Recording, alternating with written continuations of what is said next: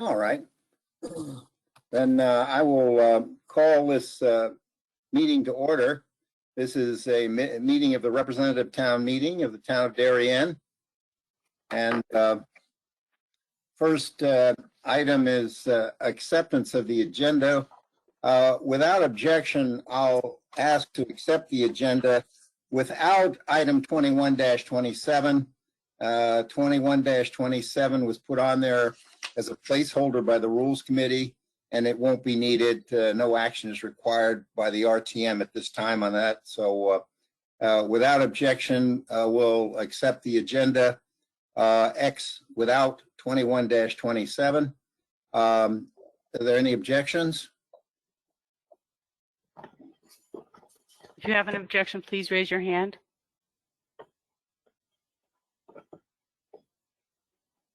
No, I'm not seeing any hands raised, Seth. Okay, so I will deem the agenda accepted. Next is approval of the minutes of June 21st, the regular meeting. Can I have a motion in favor, please?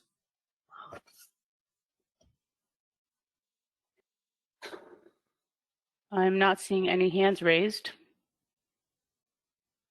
Can somebody please raise their hand to move? Oh, there we go. I have Carol McGooey. Ah, Carol. Okay, it's good you're here. And a second, please. Cheryl Russell. Thank you, Cheryl. Any changes? Carolyn McGooey. Yeah. Okay. I've Good. unmuted you. Thank you, Kate. Seth, I wanted to note the changes in the voting record for the last meeting. For some reason, most of my votes were not recorded, and I just wanted to amend that. Okay, and how do you want to amend them? They were all yes. Okay. Good. Are there any changes? Mr. Domitner. You have your hand raised? Okay, I guess not. Okay, can I have see a no other motion hands then? at this point. Okay, then can I have a motion, please, to approve the minutes as amended? David Bain, A second, please. Jack Davis. Great. All in favor? Do you want a poll center or do you want? Excuse me, no's, please. I'm sorry, you want just the no votes. Correct. Please raise your hand if you would like to vote no on approving the minutes.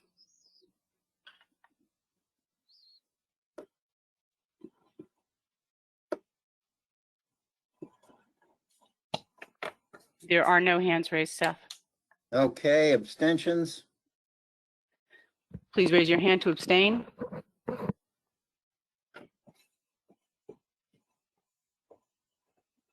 I am not seeing any hands. Oh, I have Cassie McSeary abstaining. There's a question from Clara Sartori. Can we see her hand raised? No, we cannot.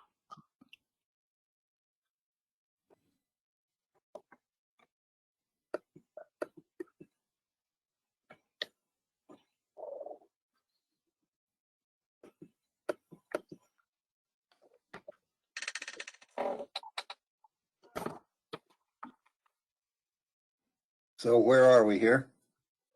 I just had the one abstention. Okay, great. So the minutes therefore stand approved. Next are announcements.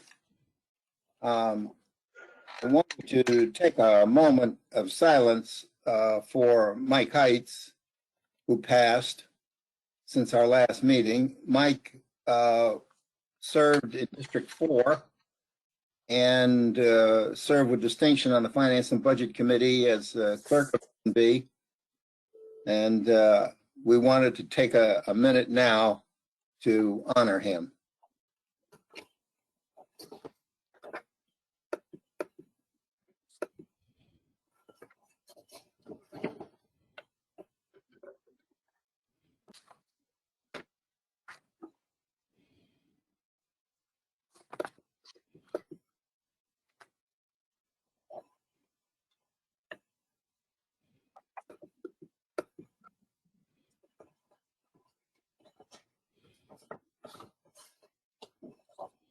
Thank you.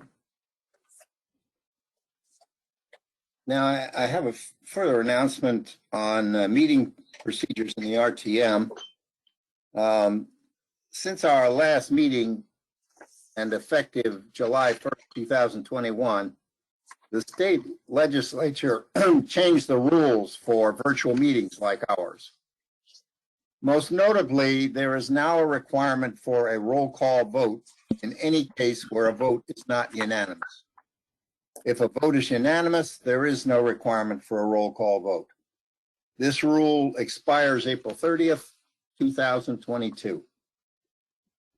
So we will now be holding RTM meetings virtually until further notice because of the COVID virus cases, the surge.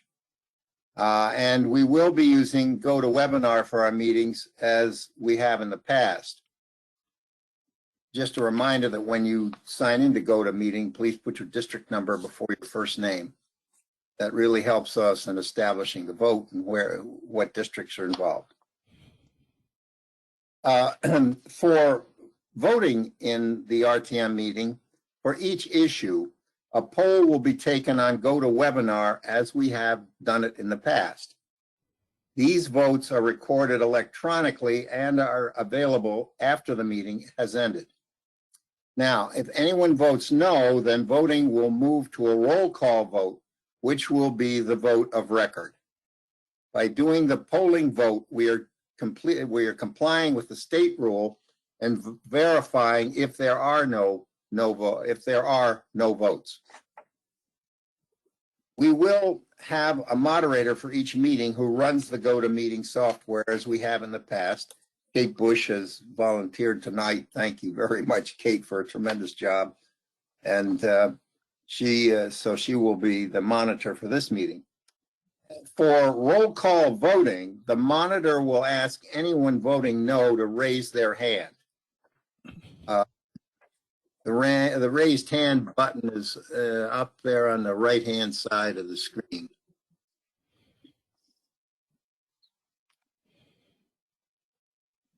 So the monitor will then read off the names for the town clerk to record as no votes. After reading off the names, the monitor will ask anyone voting no whose name was not read to respond in the Q&A box that they are voting no, and their names will be read. So we're trying to avoid missing somebody here. An estimate of no votes can be calculated based upon the polling results, and then anyone whose name was read in error as voting no should also respond in the Q&A box. This vote is the official no vote for the resolution. The polling no is displaced by the roll call vote, so we have a double check there. Then next, abstentions will be requested to raise their hands as the noes have in the prior note. Their names will be called and their abstentions will be recorded.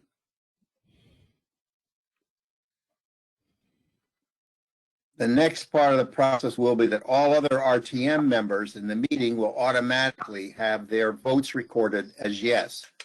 We believe this fully complies with the state requirement, but it also avoids us having to call out 100 names every time we have a vote. Now, if the polling vote is closer than 55% to 45%, then all names will be called verbally by the town clerk, and each person will need to unmute themselves and state their vote. So we will go to a roll call in the case of a real close vote. In the situation where we are voting at the end of the meeting to adjourn the RTM meeting, if someone votes no, they will be requested to identify themselves for the record as outlined in item A earlier and delay the adjournment. All votes will be recorded electronically. Public comment must be allowed under the state law. And so public comment will be allowed after all other comments on each item. A member of the public who wishes to speak will be asked to put their request to speak in the chat or Q&A box, including their name and address before the voting occurs on an issue. When recognized by the monitor, they will be unmuted and can speak on the issue. They will be given a 2-minute time limit, which will be monitored by the moderator. So that's it, my friends. We believe that we are conducting the meeting in an efficient manner which complies with the state law requirements. If you have any questions, please let me know. I'll take a moment and where you can put your hand up if you've got a question. Basically, we're going to have to walk through this a little bit, I think, just to get used to using it. But I think it will work, and I think we'll be successful. If there are any questions, I'll take them. Clara Sartori.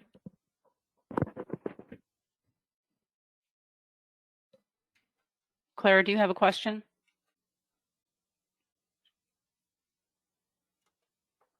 Okay, thanks. It looks like it's working. Yes, it is. Great, thank you. Okay, that was the only hand raised.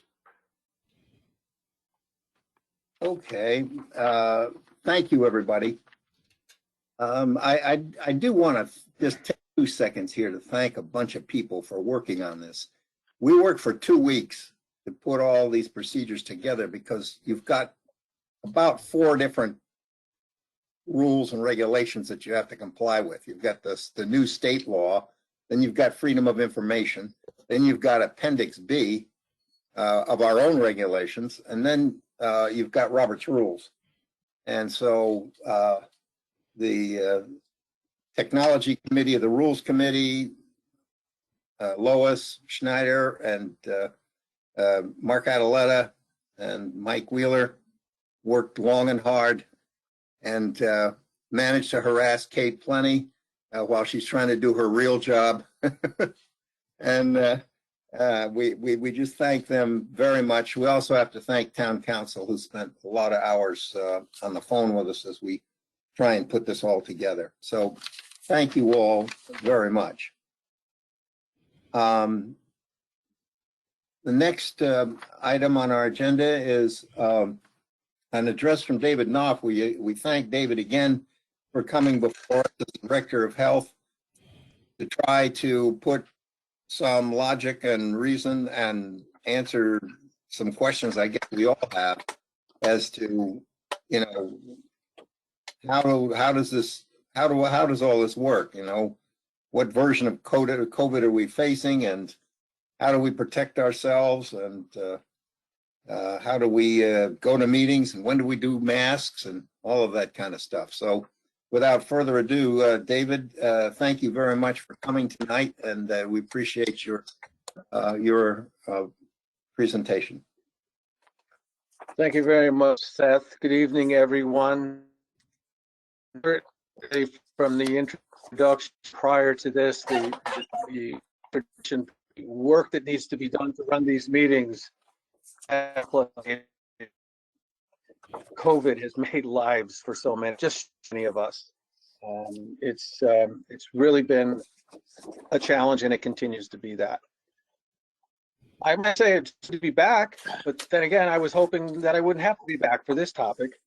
But things keep changing, and certainly we're at one of those points right now. Kate, do you have the this seasonal flu clinic schedule available that you could put up? Yeah, I'd like to start off saying at point we are only offering seasonal flu vaccine through the department, and I'll get to the reasons for that. But we have established a schedule for the next 4 Tuesdays in October in the gym. Seasonal flu vaccine. It's going to be by appointment only, and we'll see how that goes. But at this point, the only clinics that we're scheduling is for seasonal flu, and we have this schedule posted on our website. Next, I'd like to talk a little bit about, well, I guess I'll go through the weekly summary that was just up. The first slide is just if you could scroll down a little bit, Kate, please, is just the monthly summary. And this goes back to the beginning, back March 2020. And for comparison purposes, look at this,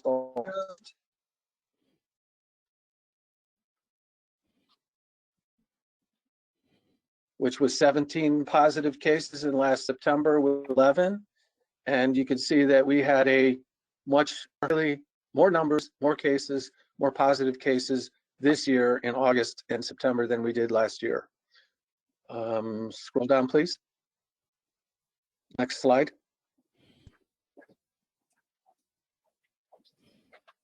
The good news is that it looks like we're on a sort of a decline in terms of numbers of cases since the middle of August. So let's hope that that trend continues. We were very concerned, obviously, with going into school, what that was going to look like and what kind of an impact school classes and everything associated with school activities would have. And so far, we're not seeing any resulting increase in cases. So that's good news. Next slide, please. The age distribution is interesting. You can see that the 0 to 11, which are those that are not even eligible for vaccine, high numbers. The good news on that is we do interview and do contact tracing, and the cases and incidents for those who are sick, they're not really seriously ill. The kids aren't seriously ill. A lot of them are presenting with colds or allergy-like symptoms. So it's not like there's hospitalizations, and we haven't had any. But what we are seeing is that age group, the 40 to 49, it seems as though parents are, in some cases, I think, are bringing it home for the kids. Next slide, please.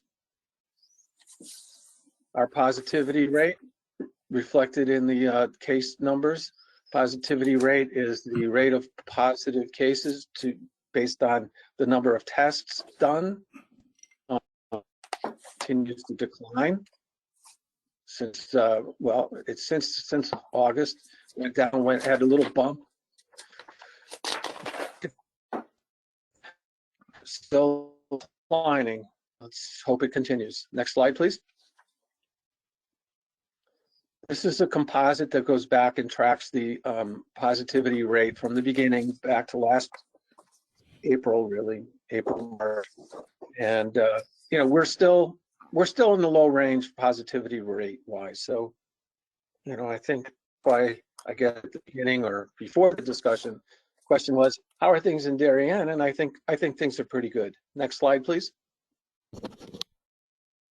And this is really interesting because this tells a big story.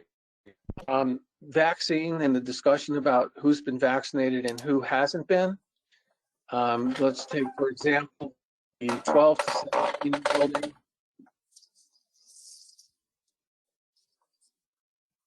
You can see over 99%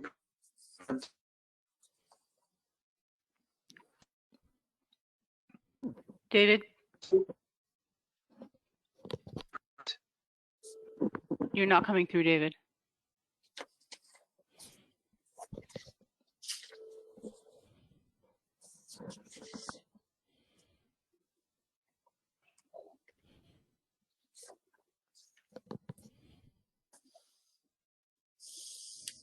We seem to have lost David's audio.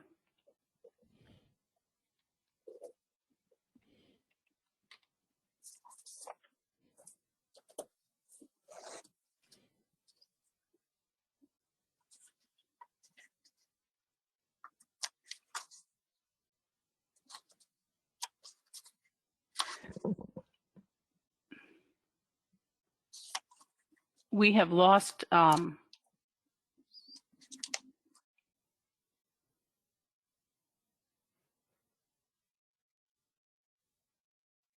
Arian have been vaccinated. Just a tremendous achievement in the community.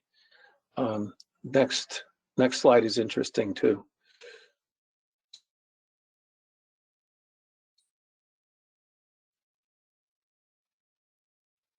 Roll down.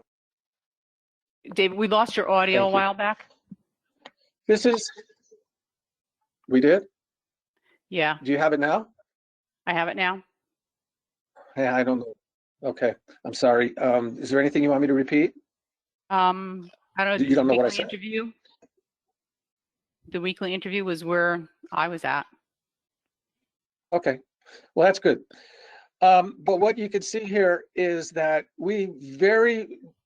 from our vaccine, for our interviews, we have been very successful with interviewing every positive case, almost every positive case.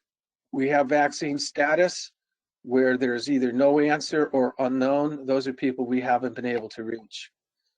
But what we have is a lot of cases vaccine eligible, and very few, as you might expect, because 90% of our eligible residents are vaccinated.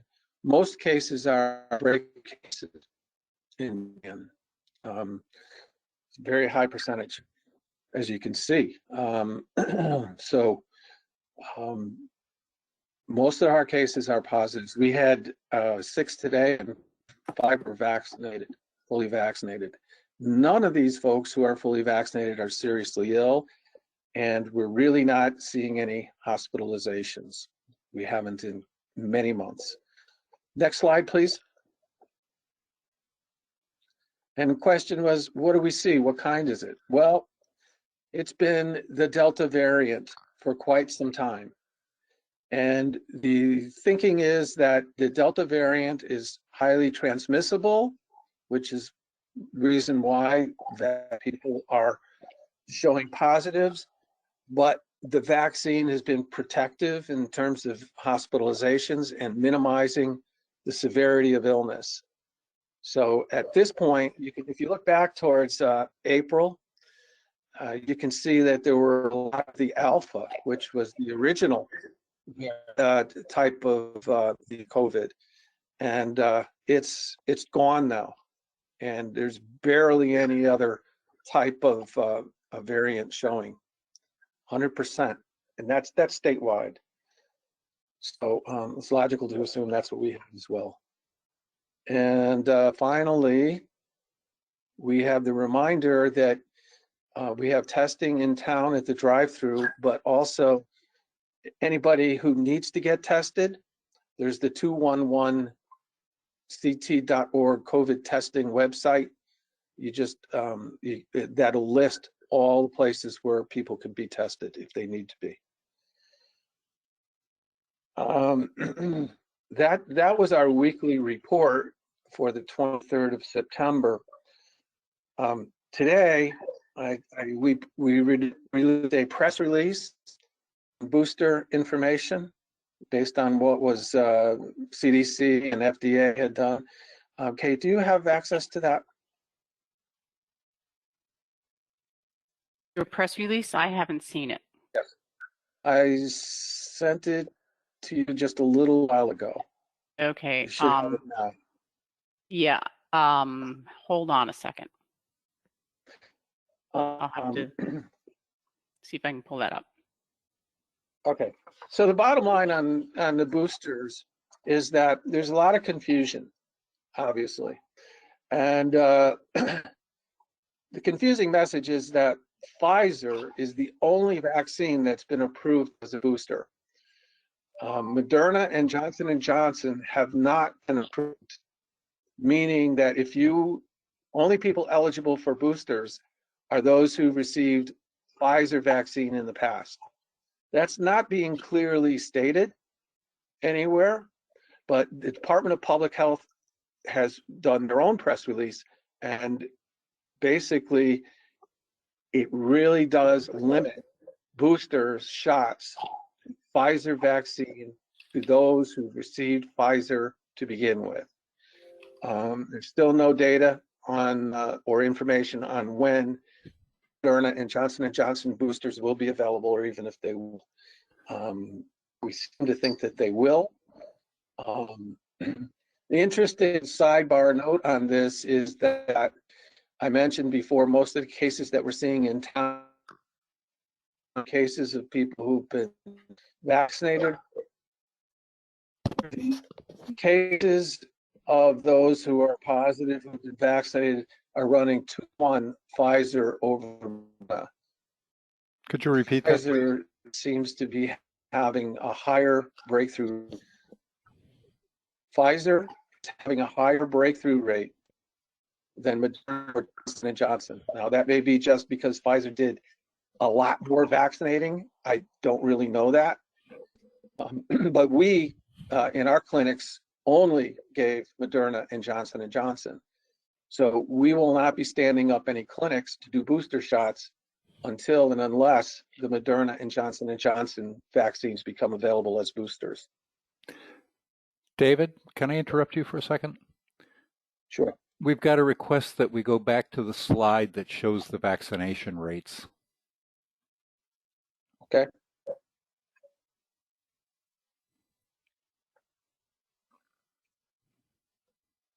Yep. That one? Yes. Okay, so again, to recap, 90% of those eligible in town are fully vaccinated. That's an outstanding That's amazing. number. 97.35% are partially vaccinated. So we can assume that, they're going to get their second dose at some point. I'm hoping they do.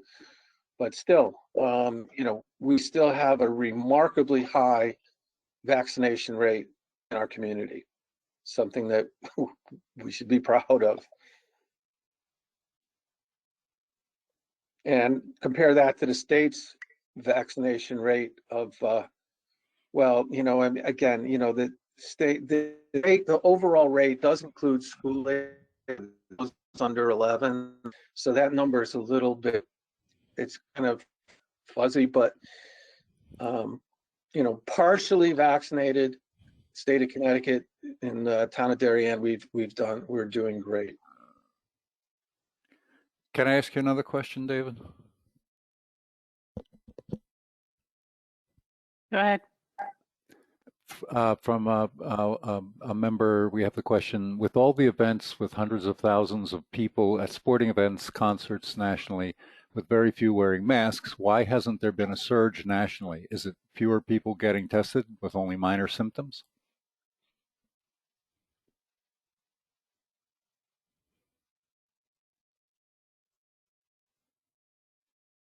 We just lost David again.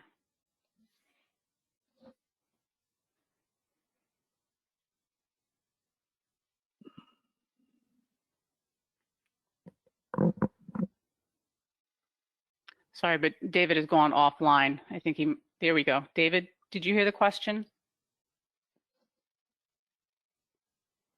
David, did you hear the question that was asked? I did not. I'm going to move. I don't know if I'm having issues with where I'm sitting. Is anyone else using the network at your location? No, nobody else is using the network at my location. Okay. It sounds like a bandwidth issue. Okay. right. No, Well, Cecil, can you repeat the question for him? Yes, certainly. With all the events with hundreds of thousands of people at sporting events or concerts nationally, with few wearing masks, why hasn't there been a surge nationally? Is it that fewer people are getting tested with only minor symptoms? well, that's a question that's bigger than me. Yes, true. It calls for rank speculation on your part. But it's hard to say. You look at all these events, like you said, baseball games, and is it because so many things are taking place outside? I don't know, but that's the good news. And no, the testing numbers are still pretty high. So the rate of testing, people are still getting tested. So I can't discount that. So I don't know. I think that's good news, right? That we're having these large events, and we don't want to be faced with having another one of those lockdown situations again. Indeed. I have another question. How is it possible that there are more people who are partially vaccinated than the actual population in some groups? For instance, in the 12 to 17 age group, 2,582 is the population, but 2,608 have been vaccinated. I have troubles with the state data all the time.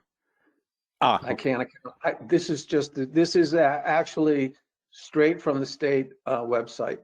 So this is not interpolated or interpreted or compiled by us. So, these are their numbers. So we can just say that we're pretty close to 100%. Okay. Well, another question. Where can people go for testing that is free? I don't know.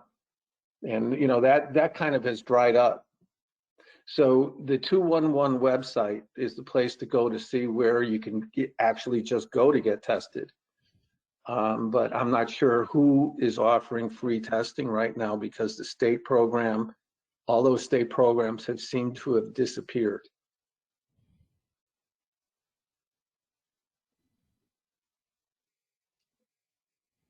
Okay, are there any other questions for David? You can raise your hand or type it into the question box. There's a comment that many of large events require proof of vaccination, which helps. And other parts of the country, I'm sorry, I can't read the rest of that question for some reason. Have full ICUs. Yeah, well, that's certainly true. Yes. Okay, so are there any other questions for David?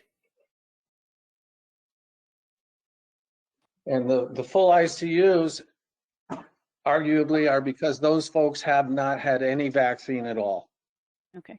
So that's the story. The standby story of CDC and FDA is that you stand a much greater risk of getting severely ill if you aren't vaccinated. And that's the support for that argument. Sandra Savage, do you have a question? Yes, I do. I'm wondering, with all the people that are going to have to get tested if you have symptoms, is there a lag time now on the return of the results? We have not been seeing that. Thank you. Yeah, you're welcome. Teresa Vogt? Yeah. Hey, David, how are you? Hello. So, quick question. Just wondering, with the breakthrough cases, when you do your interviews, do the people who've had breakthrough cases, do they think? I mean, do they have any idea where they think they may have gotten it or picked it? I'm just wondering if that ever comes up in the interviews. Thanks. Well, that is part of the contact tracing, to see, where people might have gotten their cases. We're still seeing a lot of interfamily transmission, multiple cases in the same home. And, people come home from from work, maybe, you know, with an exposure. But there's no one, you know, center or most common source. All kinds of activities that we're all engaged in, you know, that, you know, and it could be a lot of times people don't even know.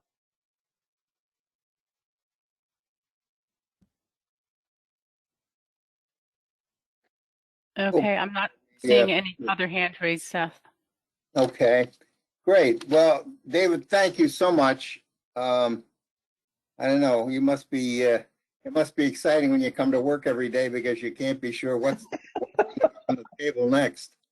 I don't know. That's one word for it. Yeah. But we thank you very much for taking time out tonight to get us some information. It's very important, and we appreciate the job you're doing.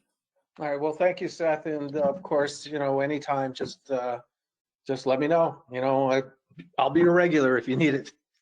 Hopefully not for long. We meet again in October, David. Okay. All right. Well, thank you. The next item on the agenda is 2128, the acquisition of 27 Crimmins Road. And I'll recognize Jack Davis really on two counts. He can give you a little more information on the 21-27, pulling that from the agenda, and also introduce and put Crimmins Road on the table. So without further ado, Jack Davis. Hi all. First, let me cover what happened on the with the Board of Ed. During Superstorm Elsa, they lost 3 vehicles. There is some insurance reimbursement. We had sent out what the report would have been from F&B. We requested that this be put on the Rules Committee and the agenda, so that should the Board of Finance decided to ask for the use of general fund funds, that the RTM was ready to report. We also understood that it was more likely that the capital reserve would have been used. Both Education Committee and F&B reviewed the transactions, both approved the transactions and supported the Board of Finance's use of the capital reserve if that was their desire. Out of the 147,000 plus, which is the winning bid, there will be approximately $80,000 being returned from insurance, being a net of approximately 60,000 plus. I mentioned the 80,000 because the insurance funds will be returned to the general fund, and I suspect in October, the RTM will be asked to move from the general fund to the capital reserve, the 80,000 to replenish the capital reserve. So we just wanted everybody to have a heads up on that and know that both Education and F&B reviewed these transactions and supported the action of the Board of Finance. So now on to 2128. I'm Jack Davis, District 3 Chair of the RTM Finance and Budget Committee. I move Resolution 2128 to appropriate $167,275 to meet the local match requirements for the acquisition of 27 Crimmins Road, Darien, Connecticut. Do I have a second? Patty Baumgartner. Thank you. If there's no objections, I waive the reading of the resolution. At this time, I'd like to yield the floor to Mark McEwen, Director of Darien Emergency Management, to briefly run through some of the highlights of the presentation sent out to the RTM membership. Upon completion, Mark will return the floor to me, and I'll be giving F&B's report. So on to Mark. Good evening, ladies and gentlemen of the RTM. Kate, can you pull up the slide presentation? Could you go to the page that says HMGP objectives? Since you all had this presentation, I thought we'd get down to the meat and bones of what it is that this grant is all about. So it stands for Hazard Mitigation Grant Program. and its objectives is to significantly reduce or eliminate future risks to lives and property from natural hazards. This program has been going on for some time. We've implemented it in the past, and I believe with some success. It also enables things to happen when the recovery process from a disaster. So when a disaster happens and it gets declared a presidential disaster declaration, a percentage of those funds are implemented as a grant program to mitigate future efforts. So could you go to the next slide? So in the long and short of it is this program was based on a storm that occurred back, I believe, in 2017-18, and the state received 2.6 million plus for mitigation projects, and so far 9 communities have applied for that funding.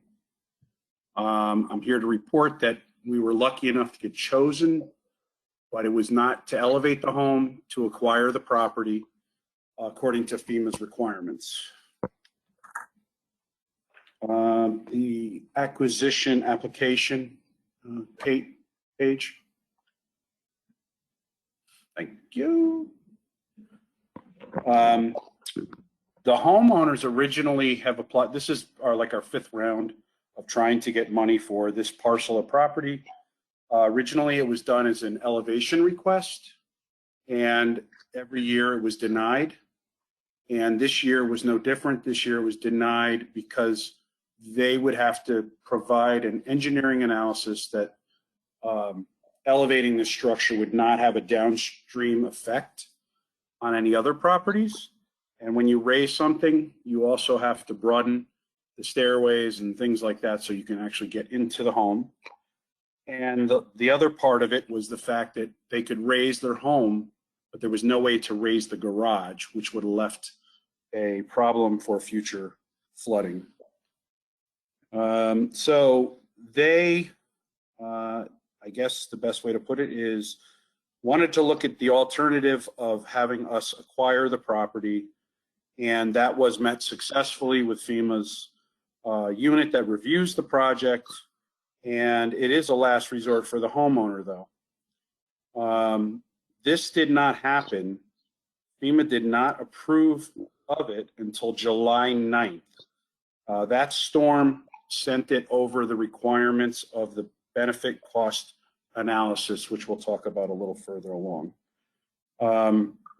Once this would be acquired, it is required by FEMA to be deeded as open space and return to the natural floodplain so that there's no future losses to the National Flood Insurance Program.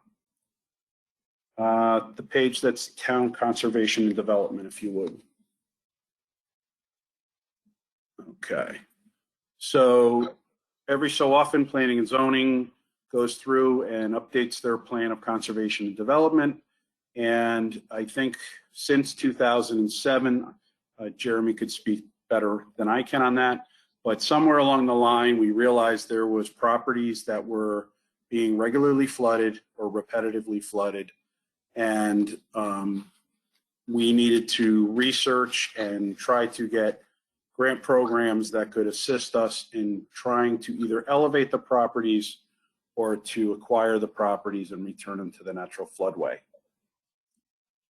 So there's a couple sections that it discusses that opportunity, and that the last sentence is the one that's important, is in my eyes, on the plan of conservation and development. Okay, making the cut, Kate. First of all, it's a tedious process of applying to the state and then the federal government. The homeowners cannot actually apply directly. It has to be done through the town, and they must meet the criteria in order to even apply for the grant. So some of the criteria, I think, has been found in sections of this, But the most critical thing is they must be a repetitive loss property. And in order to make that, they have to file claims and be provided insurance revenues to repair the damage from past storms.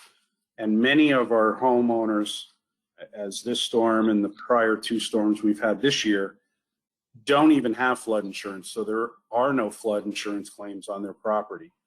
This house is one of those exceptions. So over the process of applying for these grants this year, they've had 9 flood events that have basically cost the National Flood Insurance Program roughly the cost to purchase their home. So it's a ratio that must be greater than 1. So that last sentence is what's important to know here. Not everyone who has water in their basement, or not everyone who may decide the town should go after their property, is benefited here unless they can fit the program, which is centered around how many times they flooded and the nature of the loss. The next one I'd like to go to Kate is setting a precedent. So I just want to call everyone's attention to, we've applied for this one parcel of property over 3 grant periods and for a total of 5 applications, because the first few grant periods, it was for elevation only. And the last 2, we applied not only for an elevation, but to acquire it. And we've finally been successful at this point. So we've done this in the past. As some of you may have been on the RTM at the time. In 2009, I believe, April of 2009, the RTM discussed it and voted on the acquisition of 33 Cherry Street. And if we can go to the summary page, I'm trying to keep it brief. So the main part of my emphasis here is that I know when I discuss this with the Board of Selectmen and Board of Finance, a lot of people have concerns about acquiring anyone's property. And the most important thing here is this property has flooded numerous times under numerous owners, and we're getting 100% of the property while only paying 25% of the cost. If we were to look at some of the flood-prone properties from these past 2 storms, July 9th and then again in August, we could think that they may be eligible, but it's clearly been proven that many of them have no prior claims. The homeowner is the only one that can find out if they've had prior claims on their property. But several of them have researched it and found out that many people must not have had flood insurance in the past, prior homeowners, or the current owners didn't have insurance. And one of the things that I'd like to stress to all of you and also to the public is that even if you're not in a flood zone, you can buy flood insurance, and it's all related to your risk.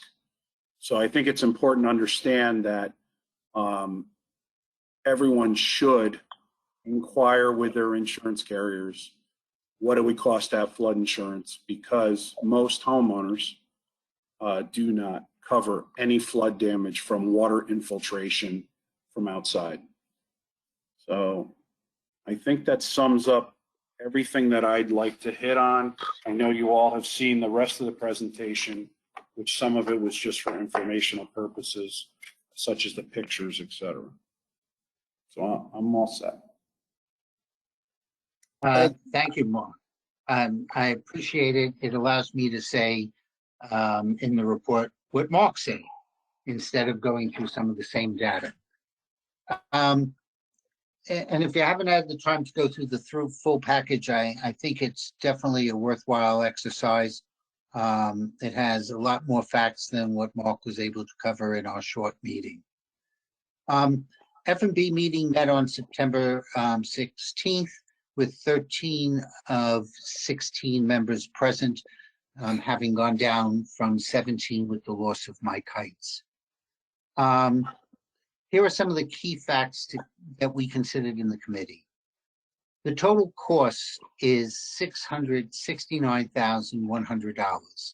It can be broken up by land, structure, and appraisals being $631,500. The demolition and removal of the debris and structures is $30,000. Site work restoration, $3,000. Miscellaneous remediation, $3,600. The split is 75-25, so FEMA picks up $501,825, and the town has $167,275. As Mark mentioned, the property has been flooded and is considered a severe repetitive loss property with claims already totaling $329,000 plus prior events. When they determine what the value of the property is, both state and FEMA use fair market value based upon appraisals. At this point, the residents are not permitted by FEMA to do any repairs on this property, as the July storm has resulted in estimated costs of $250,000 to $300,000 to repair. During our conversation, F&B validated the demolition estimate with Kate, and it's basically using the homeschool demolition as a guide, with estimates looking as if it's going to come in under that amount. Once acquired, the property is required to be deeded as a dedicated open space. This resolution has two addendums. The first is the RTM is required to approve any withdrawal from funds from one fund to another. And in this transaction, we are approving and requesting to use the balance of the land acquisition fund to partially offset the drawdown from the general fund.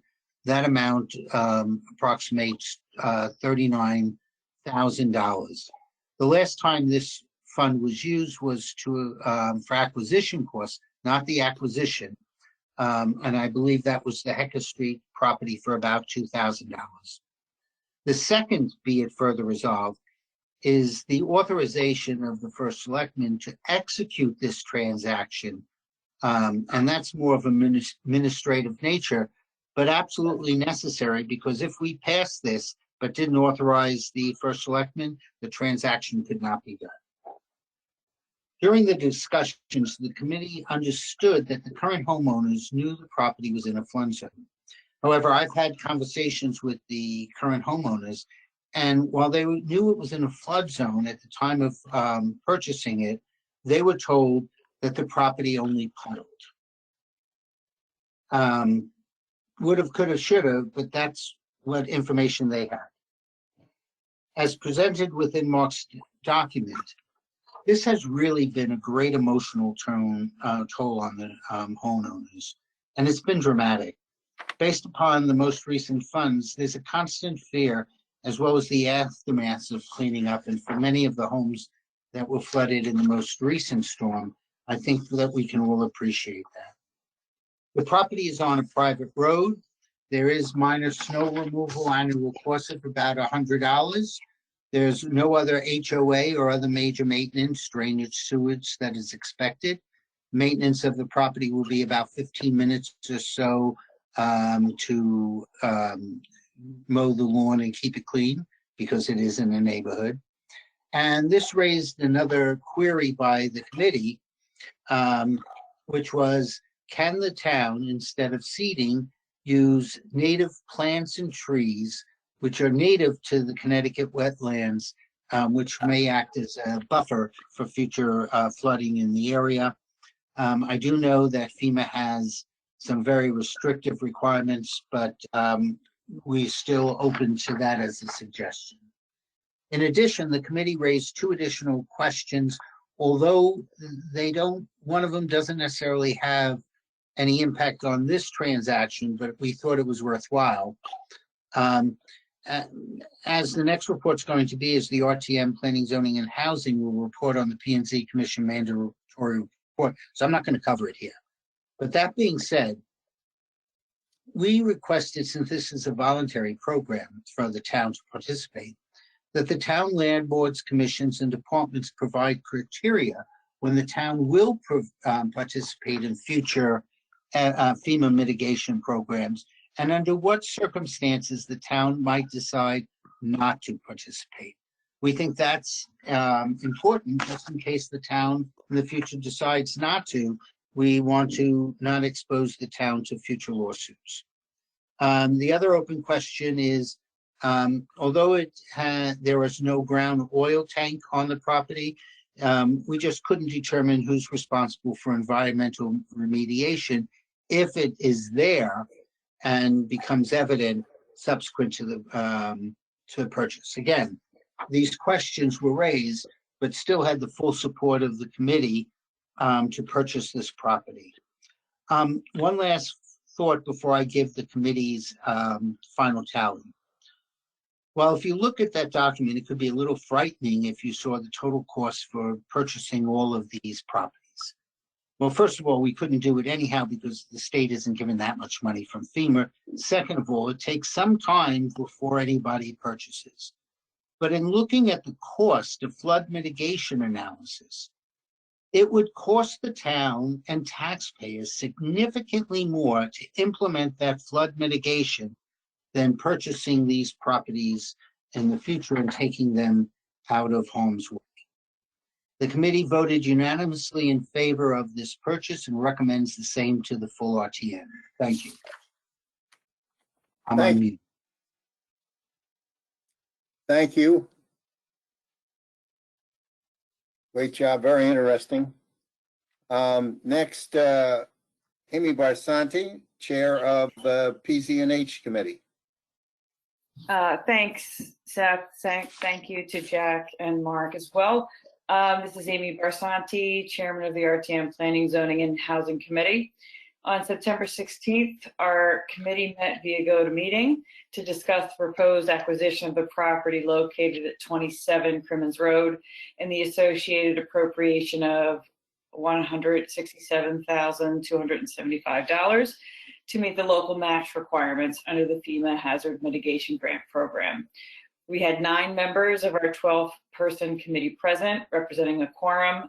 Jeremy Ginsburg, the Planning and Zoning Director, was also present to provide an overview and answer questions for the group. The National Flood Insurance Program defines a severe repetitive loss property as a single-family property that's covered under the flood insurance that has incurred flood-related damage for which 4 or more claims have been paid.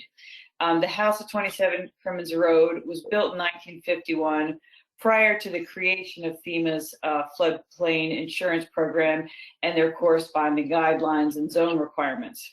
Of particular note, this house is located in the floodway of the Stony Brook River, which is much more problematic than what we traditionally look at as the AZ zone, or otherwise referred to as the 100-year flood zone.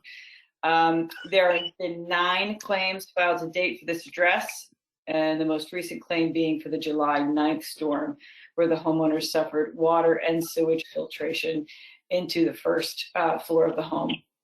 The town of Darien has applied for several grants on behalf of the homeowner over the past several years. The most recent grants were applied for during the May 2019 to July 2019 grant cycle. On July 13th of this year, FEMA advised the town that the grant for the acquisition of the property was feasible and could be paid out potentially within the next 60 days. The estimated cost to acquire the property is based on appraised value by the latest tax assessment records. The total cost to acquire and demolish the structures and bring the property back to open space totals $669,100. The town's portion being 25% of that total. FEMA requires acquisitions made under this grant program to be left as open space with no alterations that could potentially create adverse flooding impacts to other properties in the watershed. Therefore, no alterations to the land are planned at this point in time. On September 7th, the Planning and Zoning Commission issued a favorable report that proposed acquisition is consistent with the 2016 Town Plan of Conservation and Development, especially relative to policy number 5, quote, support the purchase of properties within floodplain areas as open space, including use of public-private partnerships, FEMA grants, and other approaches, end quote. Our committee was satisfied that the proposed purchase of 27 Crimmins Road was a sound decision and is consistent with the Town Plan of Conservation and Development. Our group voted unanimously in favor of the resolution and recommend the same to the full RTM. Thank you, Amy. Great. Are there any other committees that wish to report?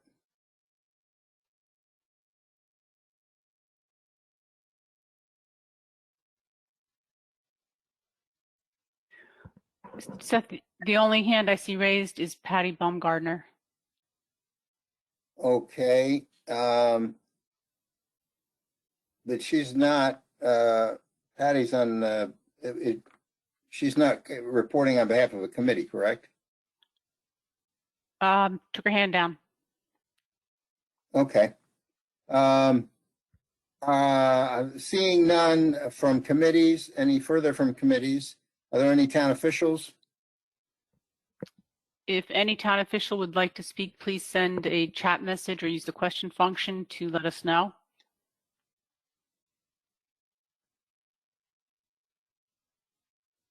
Or you can unmute yourself.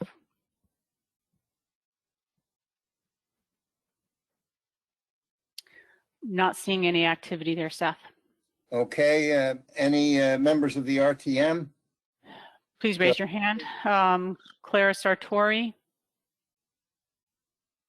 Clara? Clara, you need to unmute yourself.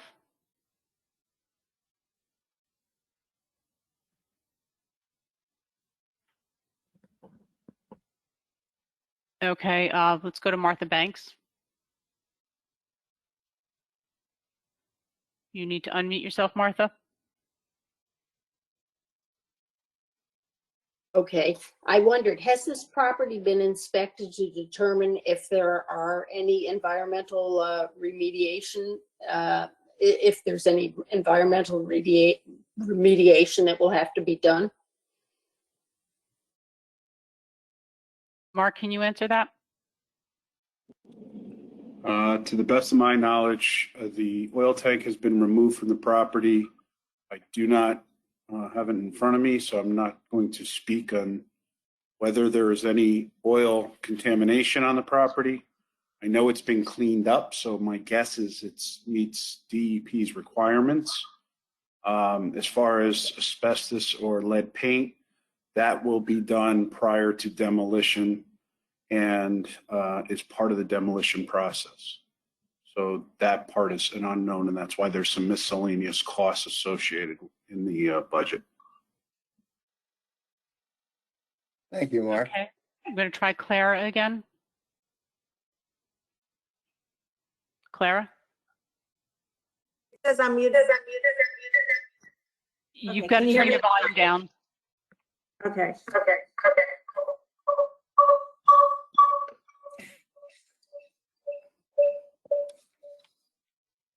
Clara, you Okay. Clara, you might have two devices open. You have to turn one of them off.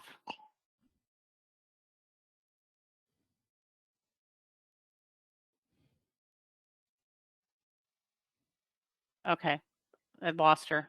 Can we go to Patrick Heen? Patrick? Yes, thank you. I know that the property, I'm in favor of the town purchasing the property. I'd just like to get some clarification on I know it would be designated as open space. I'd like to get further definition on what that actually means.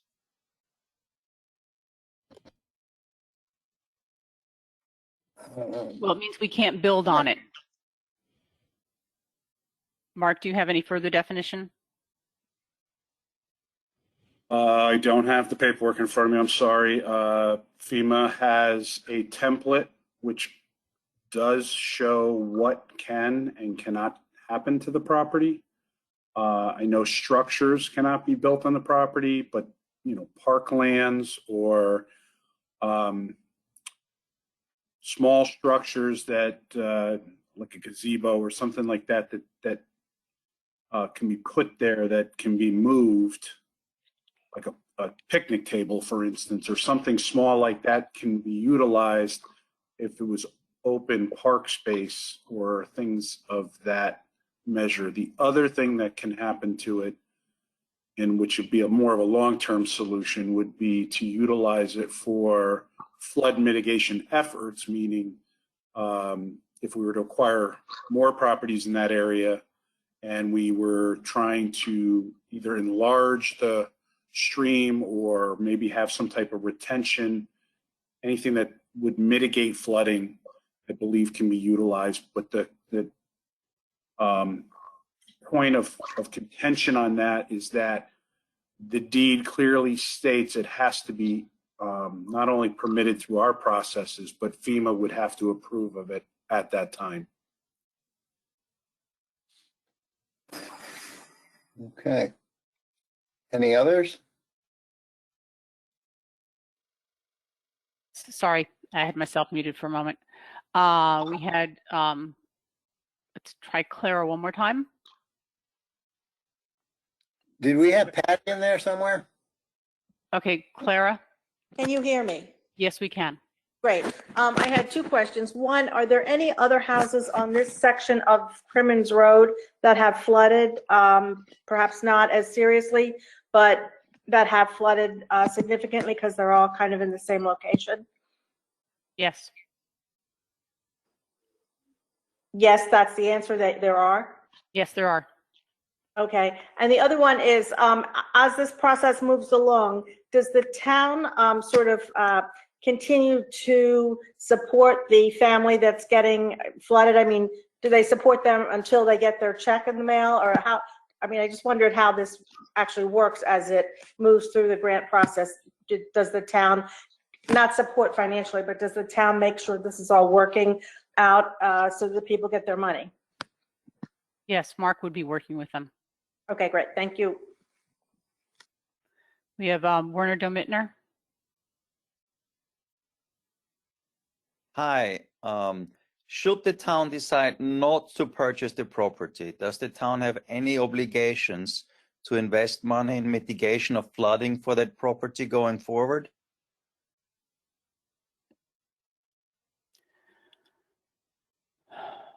I would say that's an interesting question. I don't know the answer to that.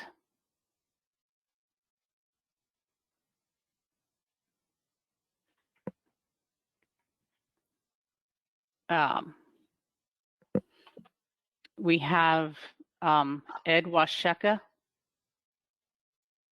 Ed? Yep. Hi, thank you. Yeah. Look, I just a comment to someone who bought or who got the floodplain map when he moved into town and looked at many houses that we thought were sort of too close to potentially being flood risks and not buying them.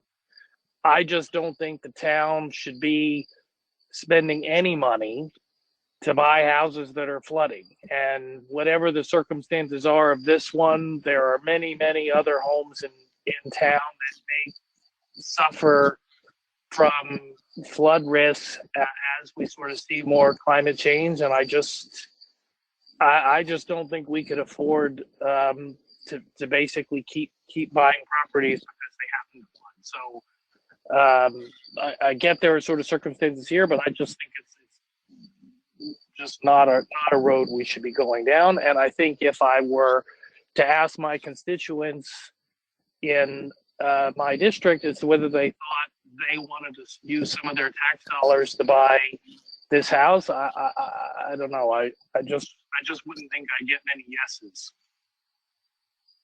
But that said, I didn't ask, so maybe I'm mistaken on that one.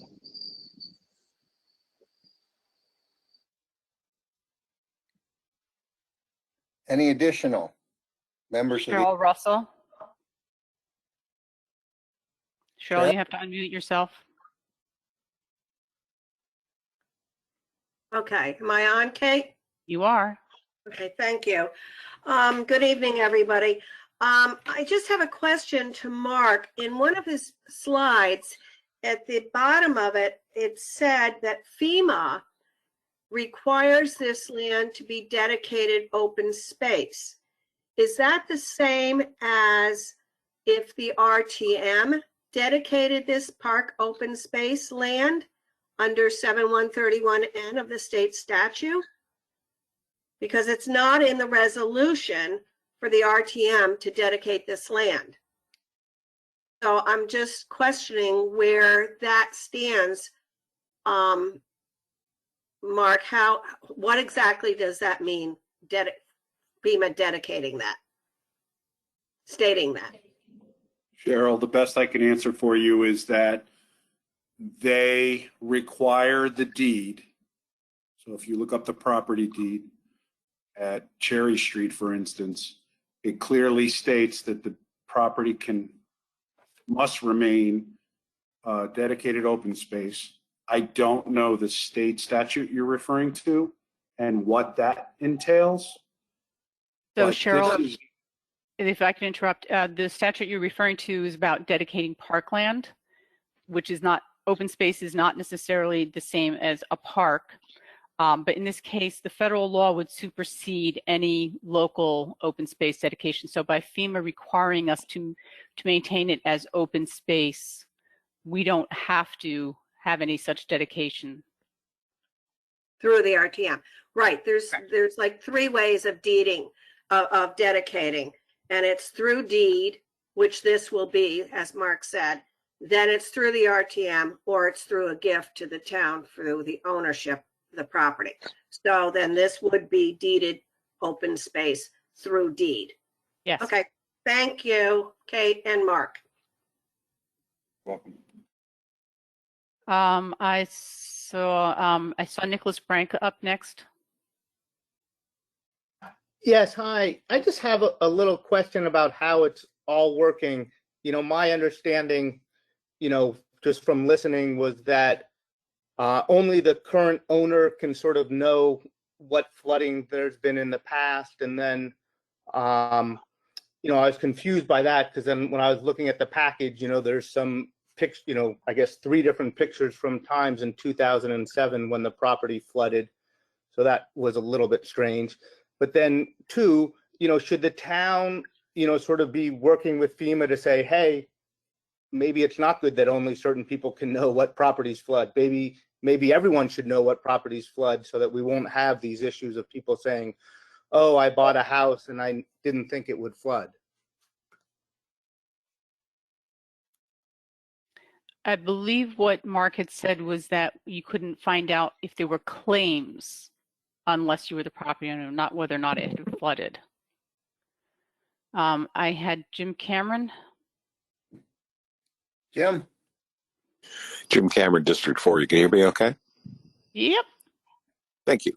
Mark, point of information, do you have any statistics that show what percentage of residences and businesses in town actually have flood insurance? Thank you. No, I do not. Okay, I had Patrick Keene again.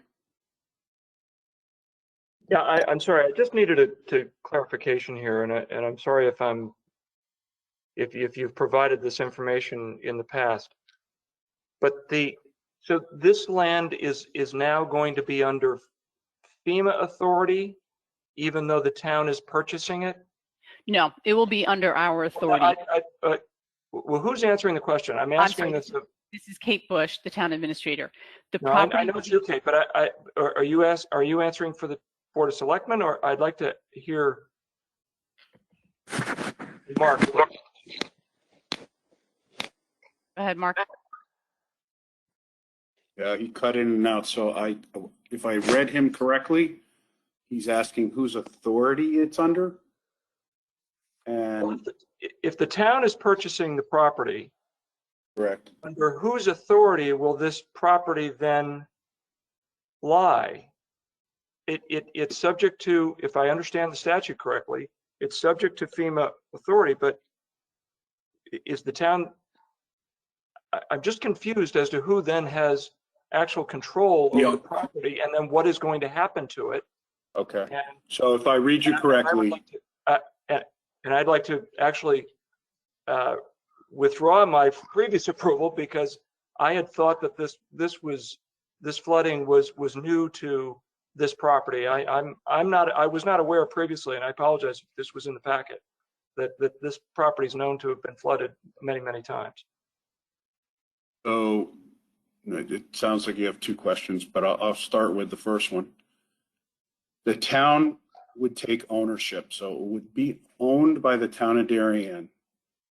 In the deed would restrict the use of the property and any building that you would like to do. So if 10, 20 years from now, someone says, you know, we have this little parcel of property, we want to build a structure for whatever reason, that would be right in the deed.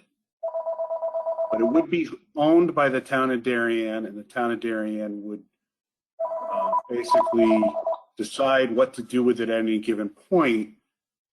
If we chose to use it as a flood project, if you will, down the road, that project would have to be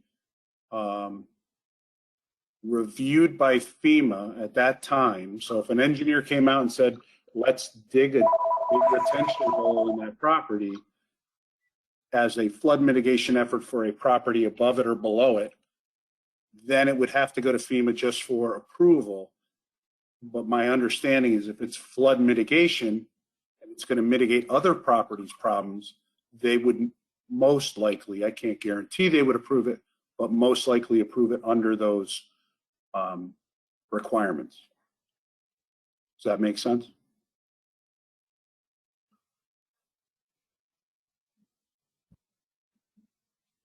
Okay, Seth, I don't have any more hands raised at this point. Okay. Anybody from the public? Yes. Lisa Valentine, go ahead. Lisa, this is Seth Morton, the moderator. You have 2 minutes. Great, thank you. First of Now. all, my name is Lisa Valentine. My husband and I live at 27 Crimmins Road. First off, we wanted to thank Mark McEwen for everything he's done in the last 3 to 5 years for assisting us. I also wanted to thank the Board of Selectmen, the Board of Finance, and the subcommittees of the RTM. We are asking that the RTM approve the acquisition of our property for many different reasons. There are many reasons why this should be approved, but the most important one is that no homeowner should ever have to experience what we've experienced, especially in the last 7 weeks where we've flooded 3 times. Supporting the acquisition is the right thing to do, and we're asking for your support in doing this. And if anybody has any questions, we're more than happy to answer. I know someone had mentioned about if we bought where we knew we flooded, but again, going back to what Jack Davis said, on the state disclosure forms, we were only told that our yard pool. You have 1 minute. That's all. I just wanted to say thank you again, and we appreciate any support that the town and the RTM provides us. Thank you. Seth, I have Tom Moore from District 3 asking to call the question. Okay. Are there any, Tom, just let me ask if there's anybody else who wants to speak here.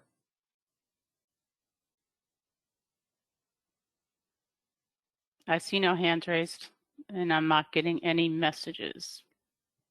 Okay, and then I would, with your permission, Tom, I would go ahead and ask if everybody's ready to vote.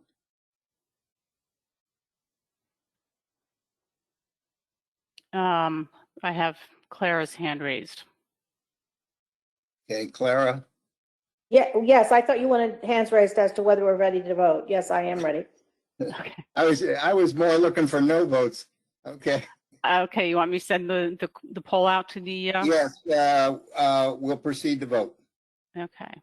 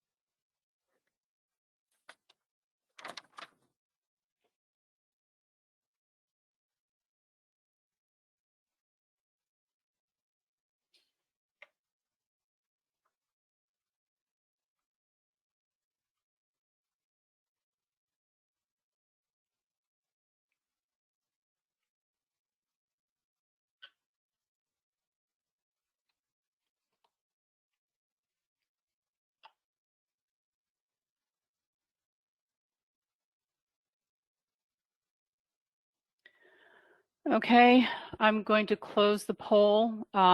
We do have at least one no vote. Okay, let's proceed then to roll call the no votes. Okay, if you are voting no, please raise your electronic hand.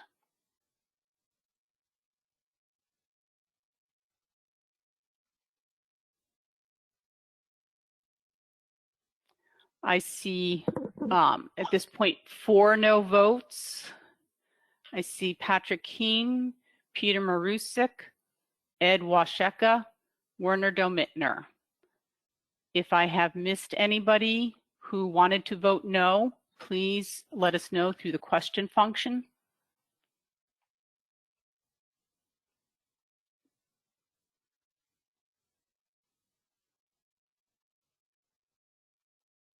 I'm not seeing any comments coming through the question function. Okay, abstentions? One moment. Abstentions, please raise your electronic hand.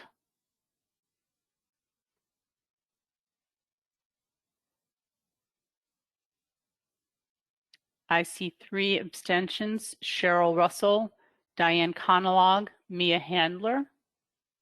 If you wanted to abstain and I didn't call your name, please, again, send us a message through the question function.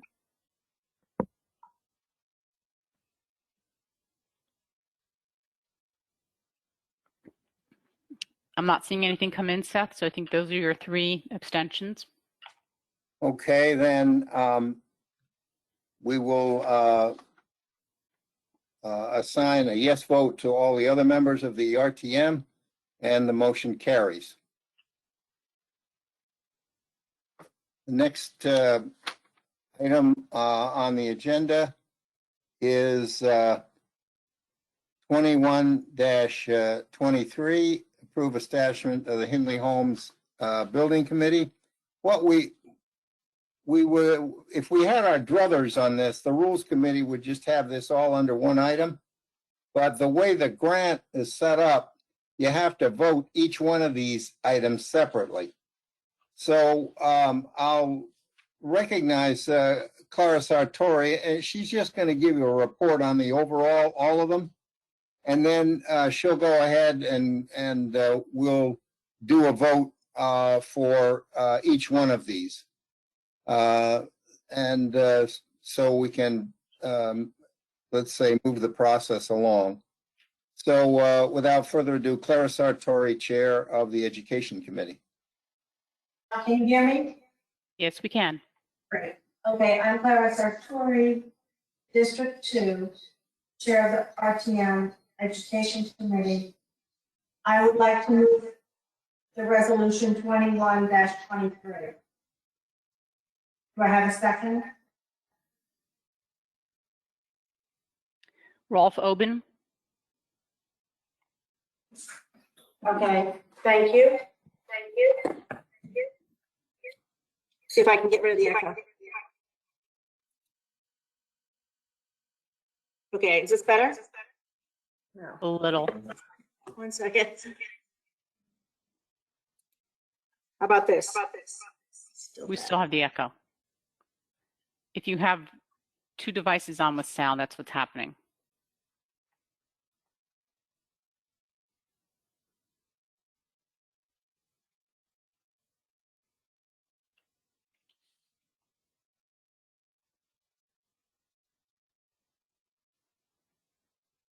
Can you hear me now?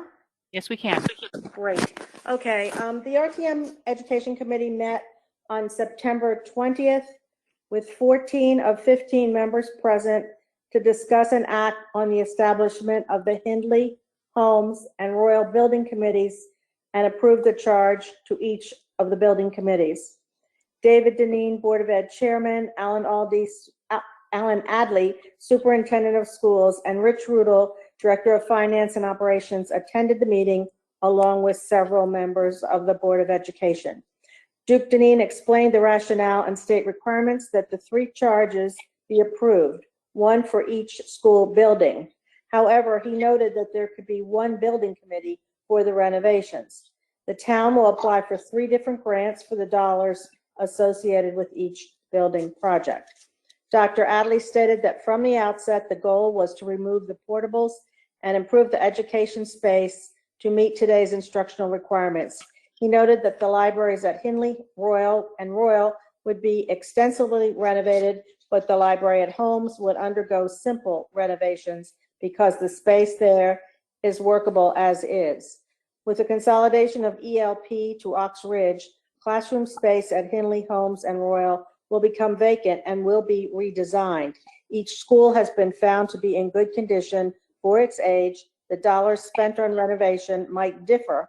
Equity is a big consideration, but this does not necessarily mean that each school is an exact copy of the others. Educational specifications, or ed specs, which detail the exact plans for each of the schools, have been approved by the Board of Education. The Education Committee supported the formation of the Hindley, Holmes, and Royal Building Committee and voted in favor of the 3 separate charges as described below. We recommend that the RTM do the same. Do you want me to just move on to each of the other resolutions? Well, I mean, it's a good question about how to do this. Because we've got to ask other committees if they want to report. Right. If anybody has questions. I see no problem in putting the rest of these on the floor, and then we'll go back and ask if there are other and et cetera that want to report, if there's anybody, town officials, and then we'll let them report out on any one of these 4. Then when we come back for the vote, we'll just have to vote each one separately. Okay? So go ahead. You want me to move each of the next 3 resolutions now? Yes. Okay, so resolution 21-24, I'd like to move the resolution to approve the charge to the building committee for Hindley Elementary School. Do I have a second? Do I have a second? Sorry, I was muted. Marcy Minnick. Okay, thank you. Resolution 21-25 to approve the charge to the building committee for Holmes Elementary School. Do I have a second? Carolyn McGooey. Great, thank you. And resolution -2126, move the resolution to approve the charge to the building committee for Royal Elementary School. Do I have a second? Elizabeth Lane. Great, thank you. Okay, that's all. Thank you very much, Clara. Are there any other committees that wish to report? You can report on any one of these that we've got them all on the table now. Please raise your hand if you need to report from another committee.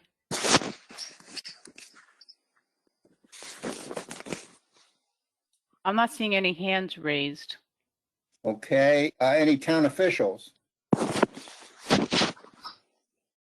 If there are any town officials that want to speak, you can open your mics. This is Dr. Adley, Superintendent of Schools. I just want to thank the RTM for the support of these projects. It's exciting to see these come forward, and they'll serve the town well. But thank you. Thank you, Dr. Adley. Are there any other officials? Hey, this is Jamie. Yes, Jamie. Thank you, Seth. I would just like to express our strong support for convening these building committees. Certainly remember when these elementary schools were updated previously, and we really look forward to working in collaboration with the Board of Education to make these improvements. So I'd really recommend the RTM support the creation of these building committees. Thank you. I also have Chairman of the Board of Education. Duke Deneen, I presume. Yes. Hey, thank you all. Just to reiterate what First Selectman Stevenson and Superintendent Allen, Dr. Adley said, the Facilities Committee has done a great job over the course of the last year. A lot of feedback from our local school communities and parents. A lot of this was set in motion with the work on the Oxridge School that was done, and with the available space and consolidation of ELP into Oxridge. it freed up classroom space at these elementary schools with the overall goal of getting rid of the portables. The administration, the facilities team did a good job of also looking out over the next 5+ years as to what renovations were on the horizon and what renovations could be incorporated into the current renovations on these schools that we're looking at right now. So that was also taken into consideration. But overall, I think it's a good investment in these schools. It's very specific to the educational space and the libraries, and it aligns with the overall master plan. Thank you. Are there any other officials? Any other officials wish to speak, you can open your mic.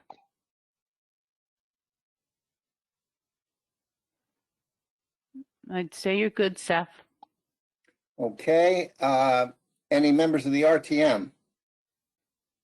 Please raise your hand if you would like to speak. I'm not seeing any hands raised. Okay. Any members of the public? Please send us a message through the question function if you would like to speak to this.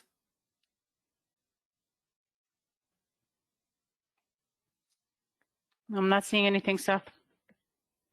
All right. Are we ready to vote then? I'd like to make sure I have it straight which one we're going to vote on. Yes. First is, so we will start with 21-23. okay. I'm ready if you are. Okay. Poll away.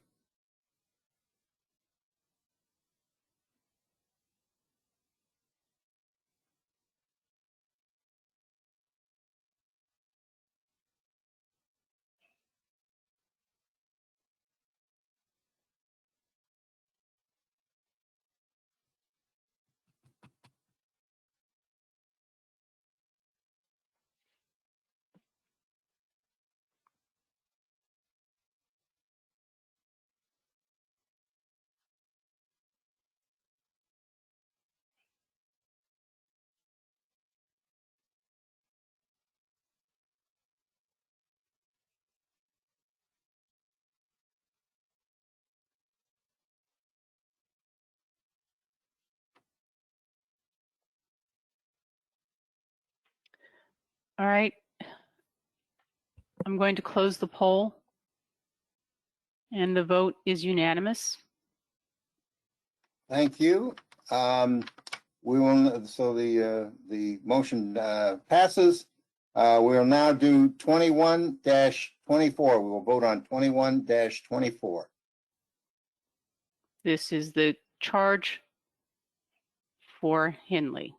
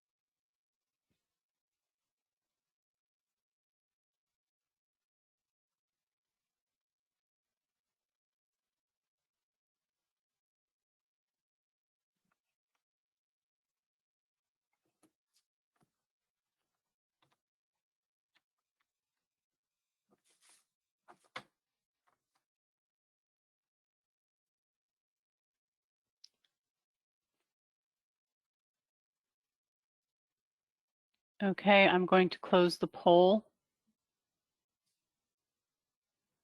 And the vote was unanimous. Wonderful. The item passes.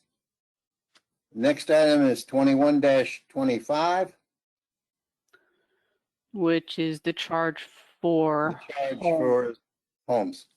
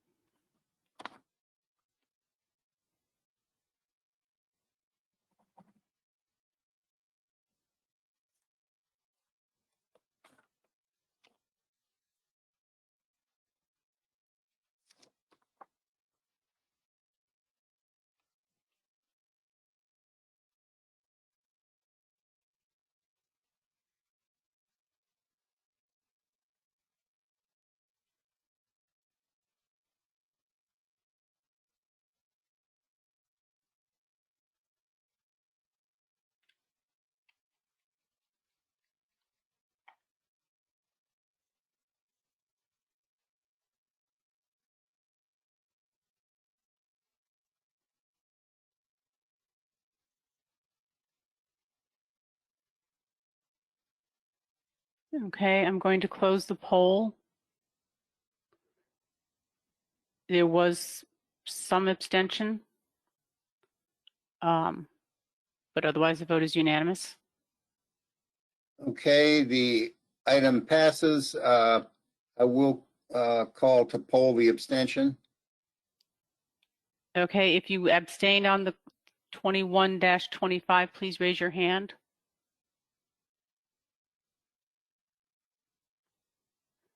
Clara Sartori, Okay, and I see Megan Kilcourse. all right. Okay, Abstentions don't affect the outcome of the vote. no. So the item passes. Next item is 21-26, the Building Committee for Royal. Okay.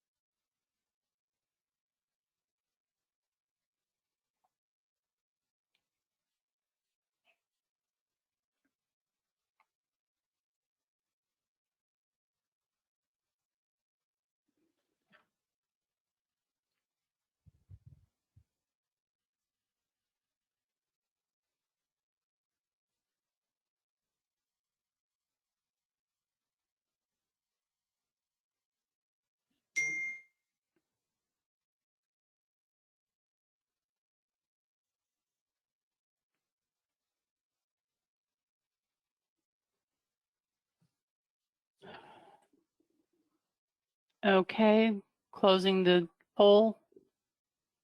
And it's 100% unanimous. Wonderful. Motion passes. That's great. We have now come to the end of our agenda. Accept a motion to adjourn. Cheryl Russell, Second. Jenny Schwartz. Would you like me to send a poll? All in favor? Yes. Poll.